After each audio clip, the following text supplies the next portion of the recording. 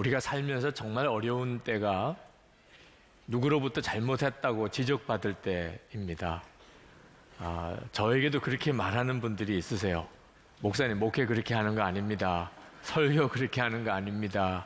그렇게 지적하는 분들이 있으십니다. 속에서 막 올라와요. 그런 말 들으면 정말 억울하기도 하고 할 말도 많고 따지고도 싶고 속상하기도 하고 그런 마음이 올라옵니다. 잘못했다는 말 하는 사람 한 사람도 없었으면 좋겠어요. 솔직히 정말 아무도 저에게 잘못했다는 말, 목사님 잘못이에요 이런 말 안 했으면 좋겠어요. 그런데 지금까지 살아오면서 하나님이 깨우쳐 주신 것이 제가 잘못했다고 누가 지적하는 말을 제가 듣기 싫어하면 그럼 저는 망한다는 것을 깨우쳐 주셨어요. 여러분들에게도 꼭 같습니다. 듣기 싫은 말, 주로 잘못을 지적하는 이야기죠. 부부 사이에도 가족들끼리도 또 교우들 사이에도 그런 말 듣는 일은 대단히 고통스러운 일이지만, 그러나 누군가로부터 잘못을 지적받는 일은 그것은 내가 사는 길이라는 걸 아셔야 합니다. 그때 그 말을 달게 받는 일, 서로 그 사람이 잘못 보았다 할지라도 그런 말을 소중하게 생각하고 달게 받는 자세를 가져야 우리가 영적으로 죽지 않습니다. 우리는 어쩔 수 없이 죄의 덩어리인 육신을 가지고 죄의 본성을 여전히 가진 채 삽니다. 그러므로 우리 스스로가 보지 못하는 것을 다른 사람이 보는 경우가 많습니다. 그럴 경우에 우리가 명심해야 될 것은 들어야 한다는 겁니다. 이 시편 78편은 이스라엘 백성들에게 아주 마음 아픈 이야기를 전하는 메시지입니다. 이스라엘 백성들이 이 메시지 듣기 싫어하는 메시지입니다. 그런데 이스라엘 백성들이 하나님의 은혜를 늘 받고 살면서도 하나님에게 늘 배신했다는 것입니다. 그래서 시편 78편 기자가 제일 먼저 제발 들으라고 그렇게 말씀합니다. 1절 말씀에 보면 내 백성아 내 교훈을 들으며 내 말에 귀를 기울여라. 이 말씀을 들으면 사는 거고 듣기 싫어하면 죽는 겁니다. 이 시편 78편은 사도행전 7장에 나오는 스데반 집사의 설교를 연상시킵니다. 아주 긴 분량도 똑같습니다. 이스라엘 백성의 역사를 이야기합니다. 그 역사는 하나님을 배신한 역사입니다. 끊임없이 하나님에게 죄 지은 역사입니다. 스데반이 그때 당시에 유대교 지도자들 앞에서 이스라엘의 그 조상들이, 이스라엘 민족이 얼마나 그동안에 하나님에게 범죄했는지, 하나님의 선지자를 얼마나 죽였는지 그 설교를 할 때 그들이 귀를 막고 스데반에게 돌을 던져서 죽였습니다. 잘못을 지적하는 사람을 어떤 때는 이렇게 입을 막고 죽이고 싶은 생각이 들잖아요. 그러면 그는 망해버립니다. 이스라엘 백성이 정말 들어야 하는 메시지를 지금 시편 78편 기자가 말씀하고 있는 겁니다. 그리고 이 메시지를 이스라엘 백성들이 잘 들을 뿐만 아니고 자손들에게도 전해주라는 겁니다. 자손들에게. 6절 말씀에 보면 미래에 태어날 자손에게도 대대로 알려주어 그들도 그들의 자손에게 대대손손 전하게 하셨다. 우리 자신도 들어야 될 뿐만 아니고 특별히 우리 후손들에게 들려줘야 되는데 뭘 들려주라는 거죠? 우리처럼 살지 말라. 여러분, 우리가 우리의 다음 세대, 우리 자손들에게 반드시 전해줘야 될 것은 우리의 실패 이야기입니다. 우리가 잘못했다는, 내가 하나님을 제대로 믿지 못했었다는, 그로 인해서 내가 겪었던 엄청난 실패들을 우리 후손들에게 전해주어야 된다는 것. 왜? 우리 후손들이 하나님을 잘 믿어야 하기 때문에. 8절 말씀에 보면 조상처럼 반역하며 고집만 부리는 세대가 되지 말며 마음이 견고하지 못한 세대, 하나님을 믿지 아니하는 세대가 되지 말라고 하셨다. 여러분, 이 이야기가 시편 78편에 나오는 이야기입니다. 이스라엘 백성들이 그동안 하나님 앞에 얼마나 잘못 살았는지, 얼마나 하나님의 은혜를 배신하고 살았는지에 대한 이야기가 나오는데 그런데 참 놀라웠게도 그 이스라엘 백성들이 배신의 이야기를 하려고 하다 보니까 동시에 하나님의 은혜에 대한 이야기를 같이 해야 되는 겁니다. 왜냐하면 이스라엘 백성들이 하나님에게 배신하면 하나님이 그 다음에 또 다시 은혜로 그것을 용서해 주십니다. 또 잘못 지으면 또 하나님이 또 그들을 용서하고 품으십니다. 이스라엘의 역사는 바로 이 두 가지로 계속 반복되는 역사입니다. 하나님의 은혜를 주시고 이스라엘은 또 배신하고 하나님이 진노하셔서 그들을 치시다가 또 그들을 다시 용서하시고 또 은혜를 주시고, 이 역사의 반복입니다. 9절부터 66절까지 말씀을 요약하면 바로 그 이야기예요. 하나하나 다 설명을 드리자면 오늘 설교 시간에 다 할 수도 없어서 그런 내용만 전체적으로 뭉뚱그려 드리면, 하나님이 이스라엘 백성을 애굽에서 구원해 내시고 가나안 땅에 들어가기까지 이스라엘 백성을 인도하십니다. 그런데 이스라엘 백성들은 끊임없이 불평합니다.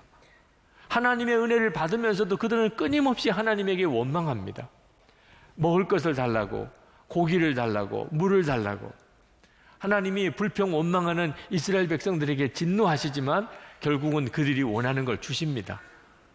하늘에서 만나를 주시고, 고기가 먹고 싶다 그러니까 하나님이 동풍을 불게 해서 메추라기를 다 몰아서 그들에게 고기를 먹게 하십니다. 여러분들 고기 좋아하시나요? 어떻게 드시나요?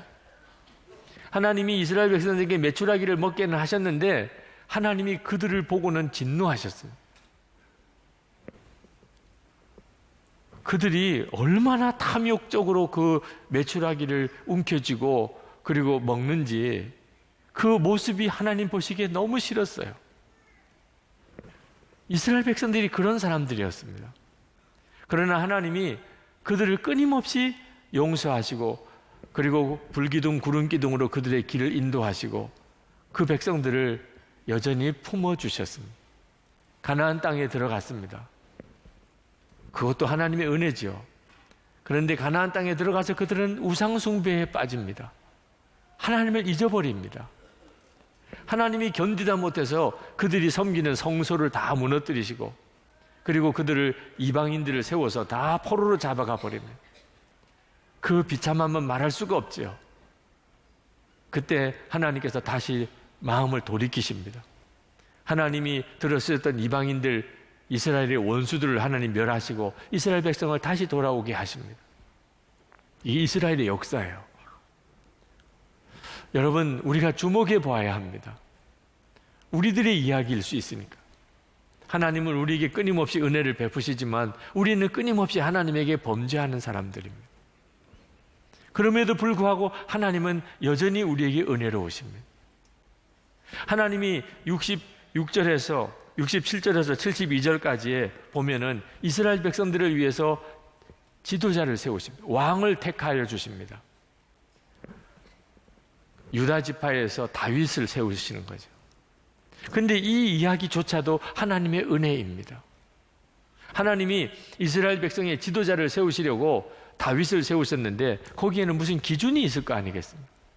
하나님이 다윗을 괜히 세우셨겠습니까? 그런데 가만히 이 유다와 다윗을 보면 하나님 앞에서 그들이 그렇게 좋은 사람들이 아니었습니다. 그들이 깨끗한 사람도 그리고 그들이 능력이 많은 사람도 아니었어요. 오히려 유다와 다윗은 참 말하기도 민망할 만한 죄인들이었습니다. 야곱의 12아들이 있었는데 그 중에 유다에 대한 기록이 제일 많이 나옵니다. 그런데 좋은 기록만 나오는 게 아닙니다. 유다에 대해서 제일 많은 분량의 기록은 며느리 다말과의 관계에서 자식을 낳은 이야기입니다. 한국 선교 초창기 때에 어느 유학자가 성경을 읽으라고 해서 읽다가 그 부분에서 성경을 던져버리고 말았어요. 도무지 민망해서 읽을 수가 없는 내용을 성경이 기록하고 있습니다. 유다의 큰아들의 며느리 다말이 결혼해서 자식을 낳지 못하고 그 큰아들이 죽습니다. 그때 당시에 풍습에 의해서 자식을 낳기 위해서 둘째 아들에게 시집을 가게 했는데 둘째 아들은 아들을 낳기가 원치 않아서 하나님이 징계하셔서 또 죽습니다. 유다가 다말이라는 며느리를 더 이상 셋째 아들과 맺어주고 싶지가 않았습니다. 그래서 집에 보내버립니다. 친정으로. 이 다말이 어떻게 해서든지 그 집안의 대를 이어야 되겠다고 생각하고, 그러나 셋째 아들에게는 자기를 보내주지 않고, 그래서 창녀로 변장을 해서 길가에서 시아버지와 관계를 하게 됩니다. 그렇게 해서 임신을 한 이런 이야기가 유다 이야기입니다. 그 이야기가 또 성경에 아주 장황하게 기록되어져 있습니다. 하나님이 유다를 택하셨다. 유다가 뭐가 잘나서 택한 것도 아니고 자격이 있어서 택한 거 아닙니다. 다윗은 그보다 더 나쁜 사람입니다. 흔히 사울 왕과 다윗을 비교하지만 사울 왕이 하나님 앞에 버림받은 죄는 아말렉과 전쟁할 때 제사장인 사무엘이 오기 전에 자기가 제사를 마음이 급해서 자기가 제사 드린 죄. 아말렉을 다 진멸하라 그랬는데 살찐 송아지 양떼들 끌고 온 죄. 그게 불순종의 죄라 하나님이 사울 왕을 버리셨습니다. 그에 비하면 다윗의 죄는 말할 수 없이 큽니다. 전쟁이 나서 이스라엘 군사들이 다 전쟁터로 나갔는데 충성스러운 부하 우리아의 아내 밧세바와 간음죄를 짓습니다. 임신을 하고 그리고는 이걸 어떻든지 덮어버리려고 우리아를 간접살인 죽여버립니다. 간음죄와 살인죄를 지은 다윗입니다. 그런 다윗을 하나님이 택하셨습니다. 도대체 하나님이 분별이 있으신 겁니까? 그럼 이거 뭘 이야기하는 거죠? 하나님의 은혜를 말해주는 것입니다. 유다를 택하시고 다윗을 택하신 것은 하나님의 은혜, 자격 없는 자를 하나님이 택하시고 받을 수 없는 그런 자격 없는 자에게 사랑을 하나님이 부으시는 것을 그대로 보여주는 겁니다. 그런데 아무 자격이 없는가 하면 마지막 72절에 오늘 우리가 다 읽은 대로 이런 조건을 이야기를 합니다. 그는 한결같은 마음으로 그들을 기르고 슬기로운 손길로 그들을 인도하였다. 아, 그렇구나. 다윗을 하나님이 택하신 것은 다윗이 그 양떼들을 한결같은 마음을 가지고 기르고 그리고 슬기로운 손길로 그들을 인도했기 때문이구나. 그렇게 읽어지기도 합니다. 그러나 여러분, 그것 때문에 하나님이 다윗을 택하신 거 아닙니다. 다윗이 목동으로서 아주 성실하게 그렇게 양을 잘 돌보았기 때문에 하나님이 그 다윗을 이스라엘 전체를 왕으로 맡기신 건가? 여러분, 그때 당시에 목동의 이미지는 아주 안 좋습니다. 지금도 양떼를 치는 목동들은 별로 수준이 높은 사람들이 아닙니다. 그럴 수밖에 없지요. 평생 그 양떼 짐승만 돌보는, 평생 그렇게 살아야만 되는 그 사람들이 도대체 무슨 공부를 했겠으며 무슨 교양이 있는 것을 배웠겠습니까? 그들에게 솔직히 무슨 또 낙이 있겠어요? 그러니까 그들은 돈 좋아하고 그리고 남의 거 훔치기를 잘하고 주인을 속이고 그래서 도둑놈, 사기꾼 취급을 받는 사람들이 목동들입니다. 그런 목동들 중에서 다윗이 아주 성실하고 그리고 한결같은 마음으로 그리고 아주 참 솜씨가 좋은 손길로 그렇게 양떼들을 돌봤으니 아, 좋은 목동이었겠구나. 그래서 하나님의 택하신 것이겠구나. 그런 수준으로 다윗을 이해하면 다윗을 모르는 것입니다. 다윗이 도대체 어떤 목동이었기 때문에 하나님이 다윗을 택하셨을까? 그 내용이 골리앗과 싸우러 가기 전에 사울 왕에게 가서 그 허락을 받으려고 사울 왕에게 했던 말 중에 다윗이 자기가 양떼와 소떼를 기르던 때 이야기를 합니다. 사무엘상 17장 34절 35절입니다. 다윗이 사울에게 말하되 주의 종이 아버지의 양을 지킬 때에 사자나 곰이 와서 양떼에서 새끼를 물어가면 내가 따라가서 그것을 치고 그 입에서 새끼를 건져내었고 그것이 일어나 나를 해하고자 하면 내가 그 수염을 잡고 그것을 쳐 죽였나이다. 여러분, 지금 이 다윗이 하는 이야기 속에 나타나는 이 목동은요, 그냥 성실하고 좋은 목동 아닙니다. 아니, 세상에 어떤 목동이 곰하고 사자가 양 새끼를 움켜가는데 그 사자와 곰에게 달려드는 이런 목동이 어디 있습니까? 그냥 그 새끼는 죽은 거죠. 양 새끼 하나 잃어버린 겁니다. 사자하고 곰에게. 목동이 양을 치다 보면 짐승들에게 양을 이렇게 죽임을 당하는 희생도, 손해도 있는 거죠. 성실하고 착하고 이런 목동이 누구나 다 이 사자와 곰에게 달려듭니까?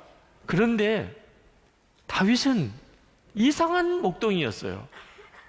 그 양새끼가 사자와 곰이 이렇게 움켜가면 그냥 달려가서 그 사자와 곰의 입에서 양새끼를 빼왔다는 거예요. 사자와 곰이 이 다윗을 덮치려고 달려들면 그 사자와 곰의 수염을 붙잡고 싸웠다. 무슨 만화 영화 같잖아요. 네. 이게 정말 현실감이 있는 이야기입니까?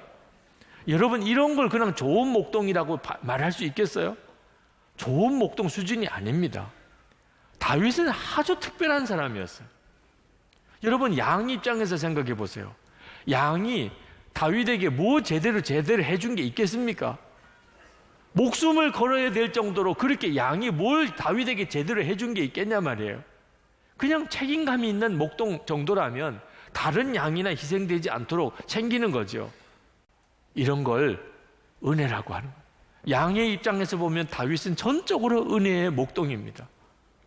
자기를 구하려고, 그 짐승 아니에요? 그런데 그런 자기를 구하려고 목숨을 거는 목동이에요. 이런 경우를 은혜라고 하는 거, 은혜라고. 다윗은 양에게만 그런 게 아닙니다. 다윗이 유난히 양을 좋아했기 때문에 그랬나? 다윗은 양에게만 그러지 않고 자기 동족 이스라엘 군대를 위해서, 그리고 하나님을 위해서도 다윗은 똑같은 심정이었어요. 다윗이 이어서 이렇게 이야기합니다. 주의 종이 사자와 곰도 쳤은즉 살아계시는 하나님의 군대를 모욕한 이 할례받지 않은 블레셋 사람이리이까 그가 그 짐승의 하나와 같이 되리이다. 또 다윗이 이르되 여호와께서 나를 사자의 발톱과 곰의 발톱에서 건져내셨은즉 나를 이 블레셋 사람의 손에서도 건져내시리이다. 여러분, 이게 소년의 말이라고 생각이 드십니까? 사울 왕이 소년 목동이 와서 자기에게 이 말을 했을 때 어떤 심정이었겠어요? 사울 왕이 오히려 압도당했어요. 이 소년의 말에 압도당했어요. 도대체 이 아이가 누구냐 말이에요. 어떻게 이런 말을 할 수 있냐 말이에요. 사실 사울 왕이 다윗을 골리앗과 싸우라고 내보내는 것은 말도 안 되는 일이에요. 수치스러운 일이에요. 상대방은 구척 장신 거인인데 여기는 소년 다윗을 싸우러 나가 보내는 그런 왕이 어디 있겠습니까? 그런데 사울 왕이 다윗에게 완전히 압도당한 거예요. 야, 얘 무슨 일 저지르겠구나. 야, 얘 무슨 큰일 하겠네. 벌써 말을 들어보면 범상치 않은 거예요. 그때 그 다윗의 심정은요, 아무도 안 나가겠다고 하면 나라도 나가겠다. 하나님의 백성인 이스라엘을 모욕하는 저 할례받지 못한 자. 이건 다윗이 스스로 자기가 책임져야 될 한계를 훨씬 넘어서는 겁니다. 다윗이 이렇게 안 나서도 되는 일이에요. 근데 다윗은 누구를 비난하지도 않고 사울 왕이나 형들을 비난하지도 않고 내가 나가겠어요. 그건 죽으러 가는 길인 것 같은데 다윗은 상관하지 않았어요. 하나님이 모욕받게 할 수는 없다.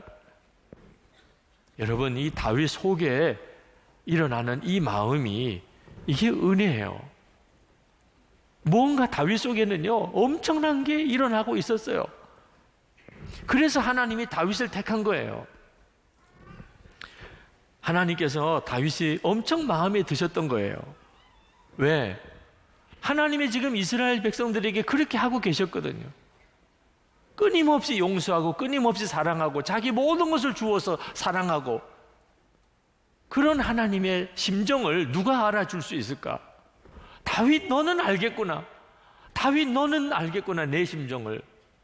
그래서 하나님이 이스라엘 백성을 다스릴 왕으로 다윗을 택한 거예요.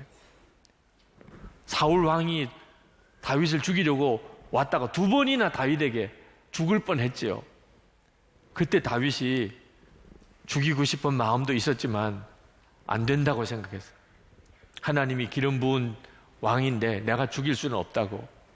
아니, 첫 번째는 그럴 수 있어도 두 번째 또 왔을 때는 이제 안 죽이면 자기가 죽을 수도 있는 거예요. 그때 다윗이 사울 왕을 죽였다고 누가 뭐라고 그러겠어요? 그런데 그때 다윗이 사울 왕을 죽였다면 그는 이스라엘 왕은 되지 못했을 거예요. 복수는 했을지 몰라도. 그러나 다윗이 달랐어요. 다윗의 마음속에 그런 은혜가 있었어요.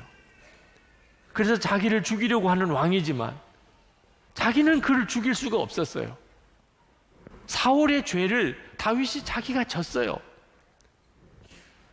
그래서 다윗이 통일 이스라엘의 왕이 될 수 있었어요. 이 사울 왕의 지파였던 베냐민 지파 사람들까지 다 다윗에게 왕이 되어달라고 왔어요.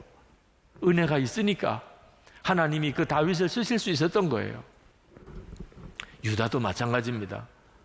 유다가 이렇게 허물이 많은 사람이지만 그 며느리가 임신했다는 소식을 전해 들었어요.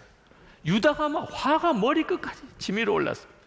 그때 당시에 결혼하지 않은 여자가 임신을 하면 그냥 죽이는 겁니다. 죽이라고 그랬어요. 죽이라고. 우리의 가문의 명예에 먹칠을 했다. 그때 다말이 사람을 통해서 이 아이의 남편이 누군지에 대해서 이 유다에게 알려줍니다. 유다가 듣고 보니까 자기예요, 자기. 그때 유다가 모른 척하면 그냥 다말은 끝나는 겁니다. 그 창피스러운 일이 드러나지 않으려면 그냥 죽이면 되는 거예요, 며느리. 그러면 아무 일도 없었던 것처럼. 유다는 명예에 손상할 일도 없어요. 그런데 유다가 내 죄다. 그 며느리가 옳다. 그리고 며느리 살려줍니다. 그래서 예수님의 족보가 이어진 거예요. 유다에게 있어서 허물도 있지만 유다의 마음속에 은혜가 있었어요. 다른 사람이 죽을 걸, 다른 사람이 죽을 수밖에 없는 상황에서 그는 자기 죄를 고백하고 그 사람을 살려줄 수 있는 은혜가 있었어요. 저는 여러분에게 정말 말씀드리고 싶어요. 여러분, 주님과 동행하는 이 삶의 은혜 절대 놓치면 안 됩니다. 저는 말씀을 통해서 주님이 우리와 함께 계시다는 것을 처음 알았어요. 솔직히 잘 믿어지지도 않고요. 나와 함께 계신 주님이 바라보아지지도 않았어요. 그런데 말씀은 그래요. 그때 보이지도 않고 느껴지지도 않는 주님이지만 분명히 주님이 내 안에 계시다고 하셨으니 내가 믿음으로 그 주님을 내가 생각하고 바라보고 그렇게 살아봐야 되겠다. 그리고 주님께 순종하고 또 믿음으로 나아가 보려고 애썼어요. 솔직히 저는 그 주님과의 친밀한 동행에 대해서 가르쳐 주는 사람이 없었어요. 양육자도 없었어요, 저에게는. 누가 저에게 제자 훈련 시켜주는 사람도 없었어요. 그래서 기도했어요. 주님이 직접 가르쳐 주세요. 저는 이것에 대해서 가르쳐 주는 사람이 없습니다.